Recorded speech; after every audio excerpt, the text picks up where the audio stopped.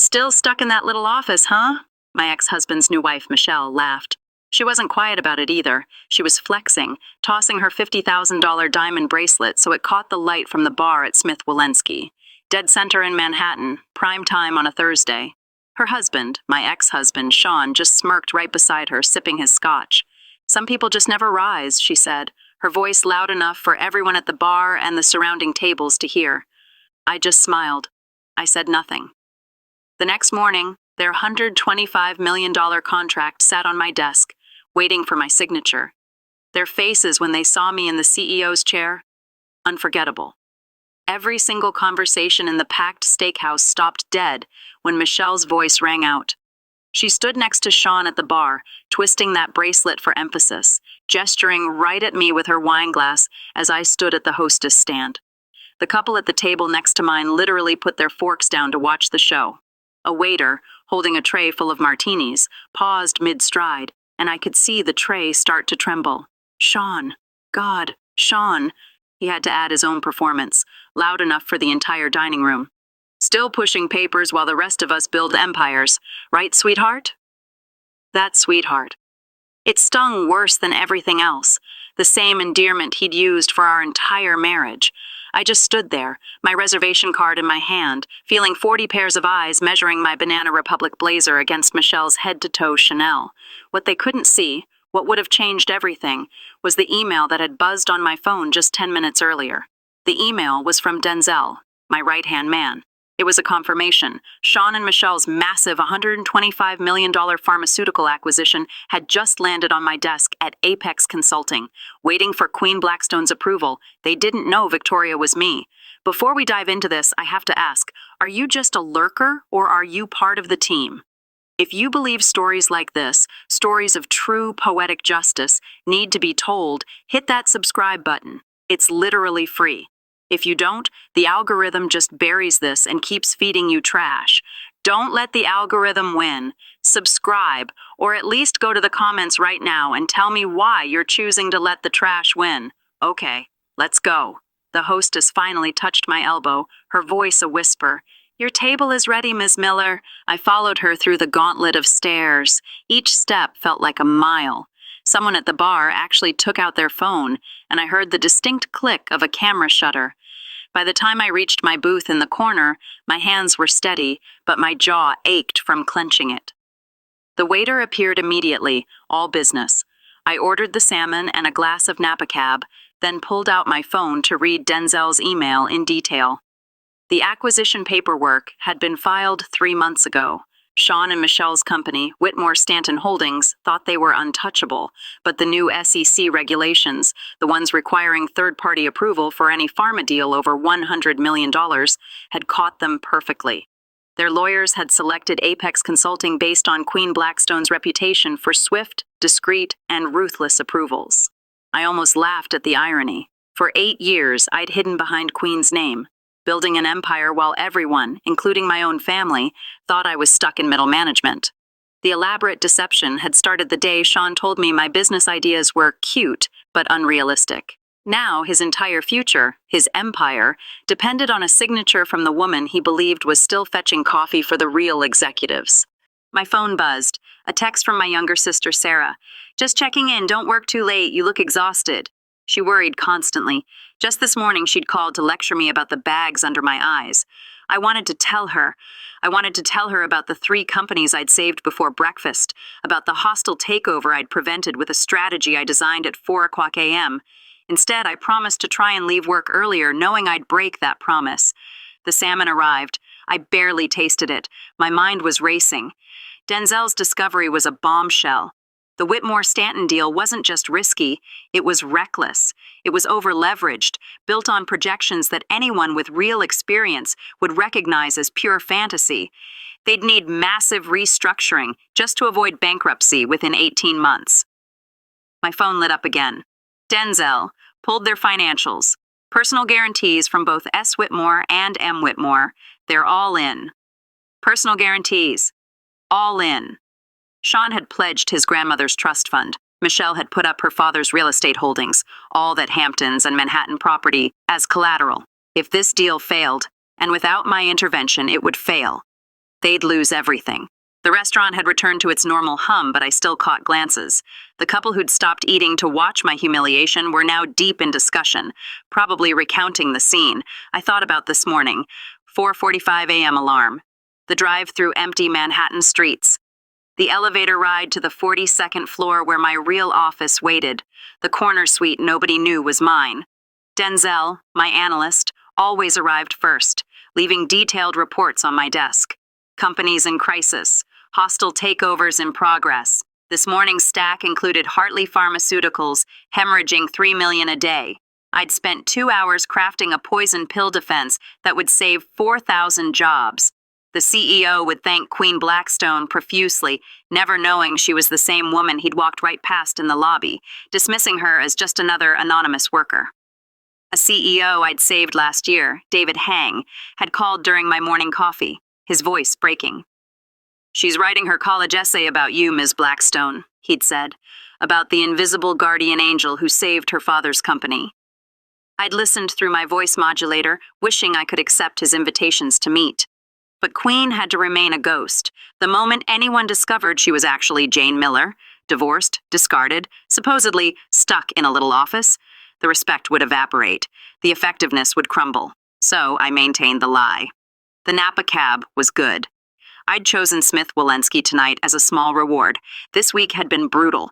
16-hour days, 3 hostile defenses, 2 restructurings, and a nasty proxy fight that had required me to work 37 hours straight. Sean and Michelle were probably here to celebrate their impending acquisition. Confident that Queen Blackstone's approval was just a formality, they had no idea. They had just publicly humiliated the one person on planet Earth who held their entire financial future in her hands. Okay, stop. This is where it gets infuriating. He called her ideas cute. He humiliated her in public. And now he's walking right into her trap. How many of you have been there? Talked down to, dismissed, told to stick to what you're good at? If you're already feeling that fire in your stomach, you know you belong on this channel. Hit like and subscribe right now if you're rooting for Jane. Honestly, if you don't subscribe at this point, I have to assume you're on Sean's side. And if you are, you better have a damn good reason. Go to the comments and tell me why you'd support that guy. I'll wait. I paid the check. As I walked past the bar, conversations paused. The story of poor Jane Miller would be all over their social circle by morning. Let them talk. Tomorrow afternoon, they'd walk into Apex Consulting's conference room expecting to meet the mythical Queen Blackstone. Instead, they'd find me at the head of the table, my real nameplate gleaming, their $125 million deal annotated with enough red ink to paint their future crimson. The woman they just publicly humiliated would be the one deciding whether their empire stood or fell. I had to stop at their table. Walking past would have seemed cowardly. "Jane," Michelle announced to their table, her voice practically singing with condescension. "We were just talking about the old Yale days. Remember when you were going to revolutionize corporate consulting?" She laughed, a sound like breaking glass. God, we were all so naive. Up close, I could see the architecture of her appearance, the highlights that cost more than my rent, the fillers that kept her forehead unnaturally smooth. Sean's watch was new. A Patek Philippe. Cost more than my car. "Hello, everyone," I said, my voice steady. Sean jumped in.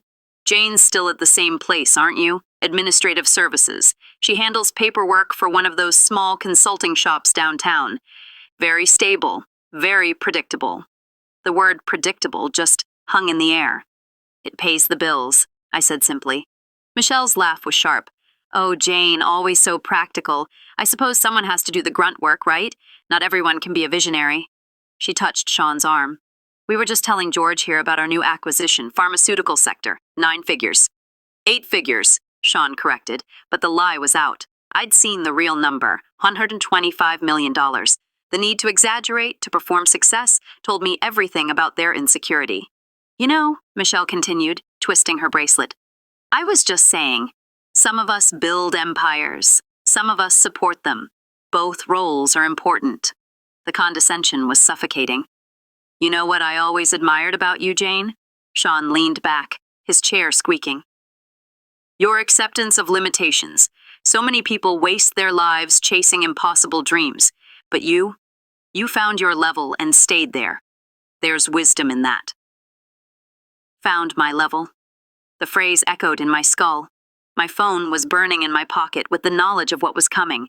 Every instinct screamed to tell them to wipe those smug, Botoxed expressions off their faces with 3 simple words.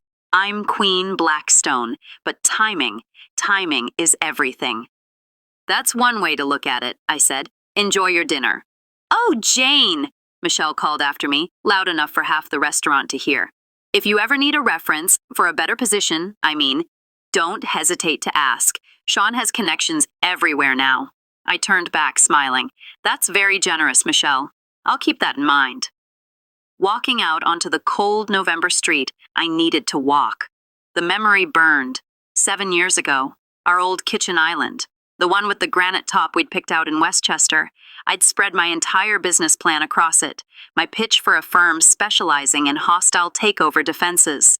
Sean had been eating Lucky Charms, a 32-year-old man eating Lucky Charms. He set his spoon down, and his expression wasn't angry. It was worse. It was patronizing. Sweetheart, he'd said, you're brilliant at executing other people's visions. You have an incredible eye for detail. You're organized. You work harder than anyone I know. But creating something from nothing? That's a different skill set entirely. I think you should stick to what you're good at. There's no shame in being exceptional support. Not everyone needs to be the visionary. He left her. He tore down her dreams right in their own kitchen. How many of you have felt that? That sting of being dismissed by the one person who's supposed to build you up? If this story is hitting close to home, you know you belong here. Subscribing is the easiest click you'll make all day. Don't be that person who watches this. I found the divorce papers on that same granite island 6 months later. He'd used his Yale law connections to get everything. Half my savings evaporated in legal fees. At 2 o'clock in the morning, in my new one-bedroom apartment that smelled like the previous tenant's cats, I gave birth to Queen Blackstone. Not in celebration, in desperation. I filed the incorporation documents online, listing myself as operations manager for my own company. The CEO would be Queen Blackstone, a woman who existed only in paperwork and carefully modulated phone calls. I spent the rest of that night practicing her voice. Confident, crisp, slightly British, the kind of accent that suggests old money and Ivy League without saying either. By sunrise, Queen was ready. For 8 years, Queen was my shield. She got the respect. She got the credit. I was saving companies, making CEOs millions, preventing hostile takeovers, and they'd thank Ms. Blackstone on the phone while I, Jane Miller, sat in the corner of my own conference room taking notes, completely invisible. Then came Denzel, sharp as a tack. I'd saved his previous employer, and he'd tracked me down, wanting to work for the ghost who'd done it. I hired him as an analyst. It took him 3 weeks to get suspicious and 3 months to confirm it. He laid out the evidence in my real office, the 42nd floor corner suite nobody knew was mine. Security footage of me in the building at 3:47 a.m., the exact time Queen Blackstone filed a defense strategy, the IP address of Queen's digital signature, originating from my personal workstation. He looked at me. You're Queen Blackstone. I could have lied. Instead, I told him everything. From that day on, he was my true lieutenant. Boss, he'd say with that knowing grin, Queen's got a call from Tokyo in 10. Need the voice modulator? We developed a rhythm. When we saved a biotech firm from a hostile fund, he brought champagne. To Queen, he toasted, and to Jane. May they both continue to terrify corporate raiders. It was the first time in years someone had celebrated both versions of me. My alarm buzzed at 4:45 a.m. The city was still dark as I drove to the office. Denzel was already there, holding 2 cups of coffee. We spent the morning transforming the main conference room into a stage. The lighting, boss? Denzel asked. Adjust it, I said. Make their side just a little harsher. Not obvious, but uncomfortable. We positioned the executive chairs on our side for maximum authority. Theirs? We set them just a fraction of an inch lower. An old negotiation trick. It creates an unconscious hierarchy. The smart glass, Denzel said, gesturing to the wall panel of the adjoining observation room. We can keep it opaque from their side. You could watch them arrive. Do it. He programmed the glass while I unwrapped my real nameplate, the one I'd never, ever displayed. Jane Miller, CEO. Denzel placed it at the head of the table with ceremonial precision. What about Queen? He asked. I smiled. She retires today. This is the moment. The entire setup is complete. 8 years of lies, of being invisible, of being mocked, all leading to this one room. If your heart isn't pounding right now, you might be dead inside. But if it is, and you still haven't subscribed, what are you waiting for? Do you enjoy feeling left out? Do you like missing the payoff you just invested all this time in? Hit that bell icon. Don't be the last to see what happens. At 1:45 p.m., I was in the observation room, watching through the one-way smart glass. Denzel stood ready by the conference room door, his expression perfectly neutral. They arrived at 1:55 p.m., 5 minutes early, trying to project punctuality to project power. Sean entered first, and my breath caught. He was wearing the Hermes tie, the one I bought him for our 5th anniversary, the one I saved for 3 months to afford. He had no idea, of course. To him, it was just another expensive accessory. Michelle followed, her red-soled Louboutins clicking sharply on the marble floor. She wore cream-colored Chanel. Her diamond bracelet from last night caught the light. Their legal team filed in behind them. 2 senior partners, a CFO whose nervous energy radiated across the room. They settled into the slightly lower chairs. "Ms. Blackstone will be with you shortly," Denzel said. "Can I offer anyone coffee?"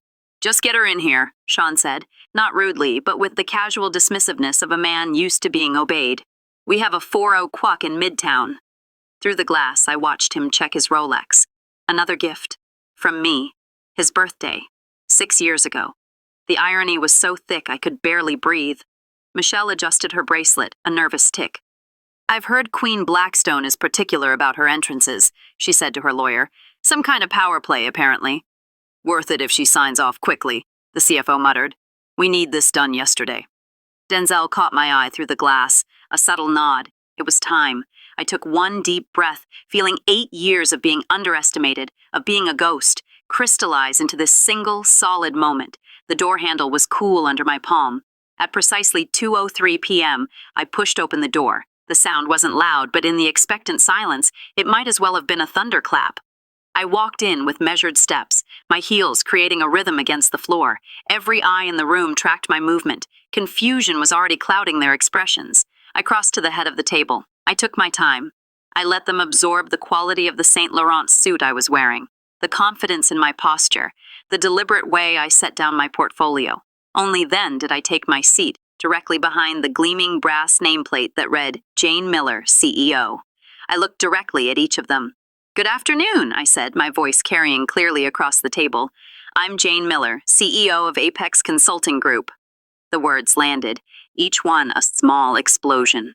Sean's coffee cup froze halfway to his lips. The liquid trembled, his mouth opened, but no sound came out. Michelle's transformation was more visceral. Her perfectly lined eyes went wide. Her hand flew unconsciously to her throat, her fingers finding her pearl necklace as if it were a life raft. "This is," Sean started. He stopped. He tried again. "This is, but..." His brain was crashing, trying to reconcile the woman from last night, the sweetheart, pushing papers, with the CEO sitting before him. Their CFO began frantically flipping through his notes, pages rustling, as if he could find an answer in the paperwork. "I believe," I continued, allowing myself the smallest, coldest smile, "you were expecting to meet with Ms. Queen Blackstone. Victoria has been my professional alias for the past 8 years. Oh, necessary fiction that allowed me to build this company without the burden of certain preconceptions." I nodded to Denzel. He touched his tablet. The entire wall display behind me illuminated. Apex Consulting's credentials. The numbers scrolled past like a verdict being read. $2.3 billion in protected market value. A client list that included 3 Fortune 500 companies. Testimonials from CEOs who had never known they were thanking Jane Miller. Michelle actually gasped. A small, sharp sound. Her face was pale, a ghostly white beneath her expensive foundation.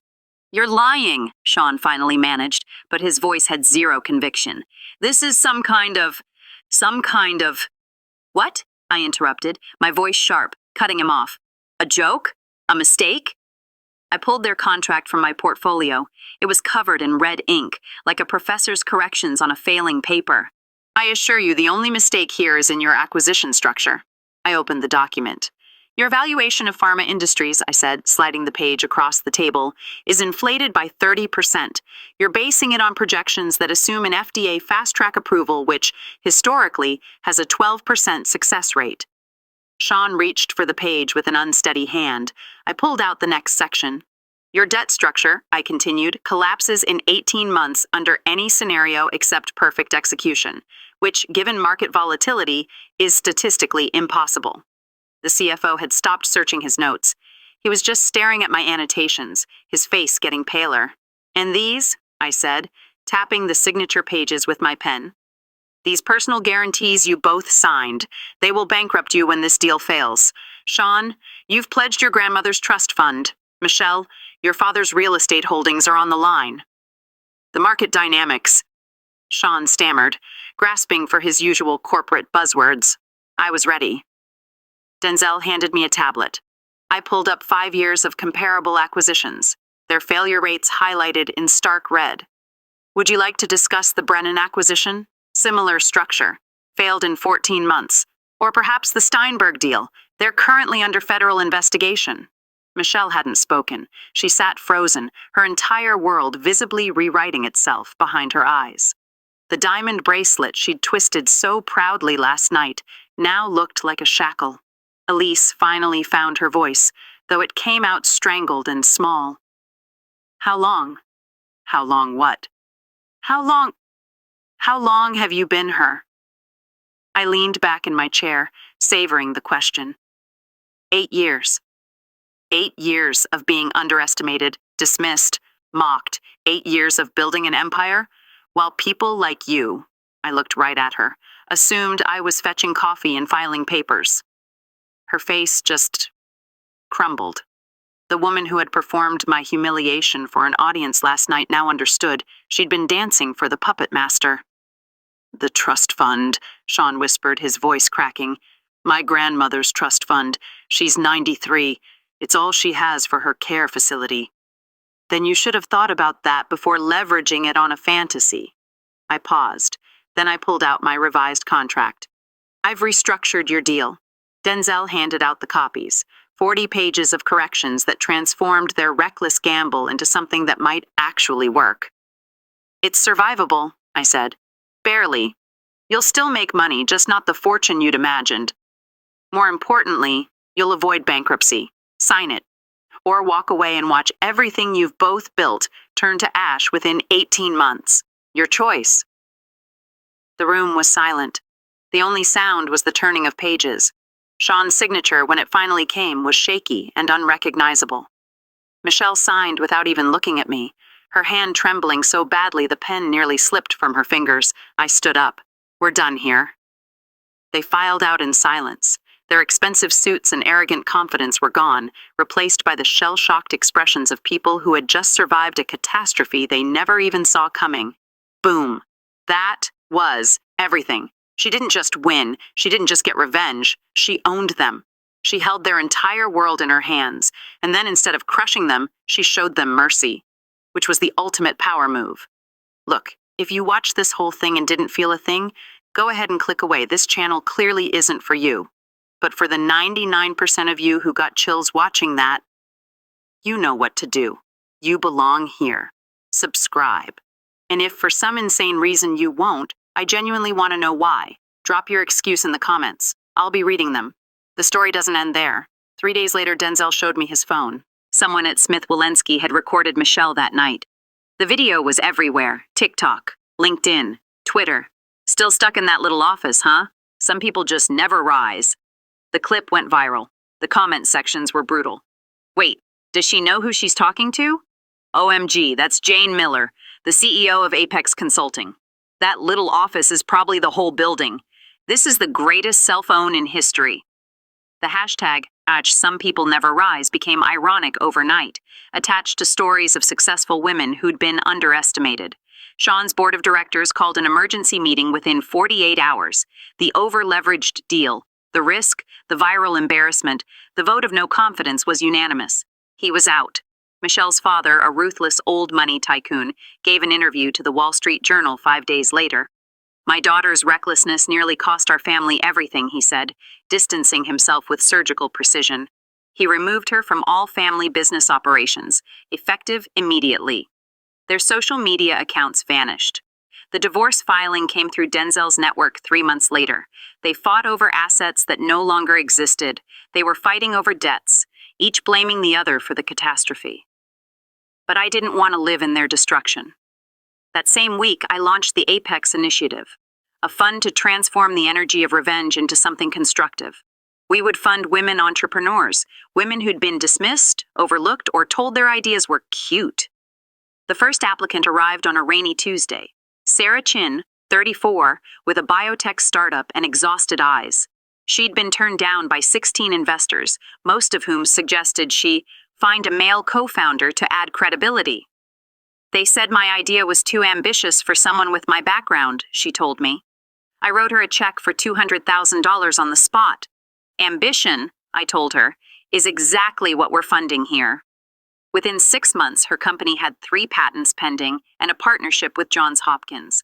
6 months after the confrontation, we hosted a gala for all the companies we'd saved, all the entrepreneurs we'd funded. My sister Sarah showed up. She'd seen the news. She just stared at me. Delilah, this whole time, you let me think you were struggling. I was, I said quietly, looking out the window at the Manhattan skyline. Just not in the way you imagined. She squeezed my hand. You were never stuck, she whispered. You were just building your wings in silence. Later that evening, Denzel pulled me aside. Carson and Elise finalized their divorce last week, he said. Carson sent one email to your public address. It just said, I was wrong. I deleted it. They'd become cautionary tales in business schools, case studies and arrogance. But standing there, in that ballroom surrounded by the women we'd funded, by the companies we'd saved, I realized they'd become something else too, irrelevant. As the evening wound down, I returned to my office on the 42nd floor. I stood at my window, looking out at the city I'd conquered in silence. My reflection in the window showed tired eyes, but satisfied ones. The woman they said was stuck in a little office? She now owned the entire building. The woman they'd mocked for never rising? She had built something that would outlast their memory.